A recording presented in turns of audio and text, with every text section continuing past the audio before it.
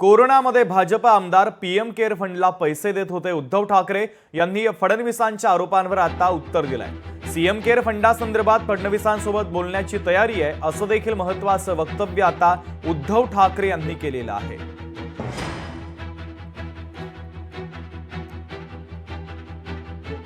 या ठिकाणी PM care फंडासारखा फंड हा माजी मुख्यमंत्री उद्धवजी ठाकरे यांना तयार करण्याकरता केंद्र सरकारने परवानगी दिली। कोविड करता तो तयार झाला। 600 कोटी रुपये त्या फंडात आले। एक नवा पैसा देखील ते खर्च करू शकले नाहीत आणि आज अवस्था अशी झाली आहे की तो फंड सीएजीच्या नॉर्म्सप्रमाणे कोविड करता तयार झालाय, त्यामुळे इतरत्र खर्च करता येत नाही। त्यामुळे आता त्याच्या नेमकं काय करायचं या संदर्भात आमच्यासमोर प्रश्न आहे। त्यामुळे 600 कोटी रुपये आपल्या फंडात असताना, लोकांनी ते दिलेले असताना आणि लोक पटापटा मरत असताना एक नवा पैसा जे खर्च करू शकत नाही, त्यांनी कोणाला किती शहाणपण शिकवावं हे देखील ठरवलं पाहिजे। माझं मुख्यमंत्र्यांना आव्हान आहे, तुम्ही पहिले हे जाहीर करा। एकतर पंतप्रधान मदत निधी, जसं मुख्यमंत्री निधीची माहिती तुम्हाला आहे, मी तुमच्याशी बोलायला तयार आहे।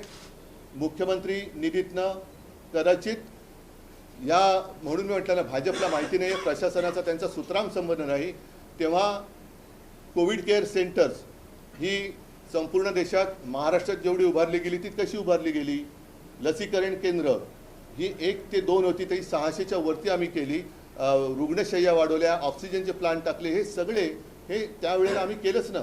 आत्ता ताबडतोब पंतप्रधान मदत निधी जो आहे त्याच्याबद्दल कोणालाच माहिती नाही, त्याच्यात लाखो करोडो रुपये आहेत। तुम्ही पैसा कुठून आणायचा हा प्रश्न विचारता, तुम्ही म्हणजे ते, म्हणून मी त्याला उत्तर दिलं की प्राईम मिनिस्टर केअर फंड काय पीएम केअर जो काय फंड आहे त्यातून हजारो कोटी, आता पंतप्रधान येत आहेत परवा, त्यांनी किमान महाराष्ट्राला 50,000 कोटी रुपये जाहीर केले, तर महाराष्ट्रावरचं, कारण केवळ मराठवाडा नाही, महाराष्ट्रावरचं संकट बऱ्यापैकी दूर होऊ शकतं। दरम्यान या संदर्भात प्रवीण दरेकर यांनी प्रतिक्रिया देताना नेमकं काय म्हटलंय तेही ऐकूया। बोलायला तयार आहे तर अडवलंय कुणी?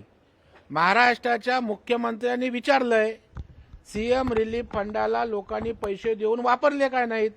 बोलायला तयार आहे, मग ते बोलायला तयार आहे, कशाला बोलून टाका ना। आपल्याकडे उत्तर नाही, त्याच्यामुळे मी बोलायला तयार आहे, आव्हान स्वीकारायला तयार आहे। अरे असे वैयक्तिक आव्हाने एक दुसऱ्याला देण्यापेक्षा शेतकरी अडचणीत आहे। कधी काळी शिवसेना होती, सामाजिक बांधिलकीतनं मदतीचा ओघ, त्या ठिकाणी ग्राउंडवर जायचा, शेतकऱ्यांना जायचा, जे काम आज एकनाथ शिंदे साहेब करतायत। तुम्ही काय करताय? तुम्ही शेतकऱ्यांच्या तोंडाला पानं पुसताय।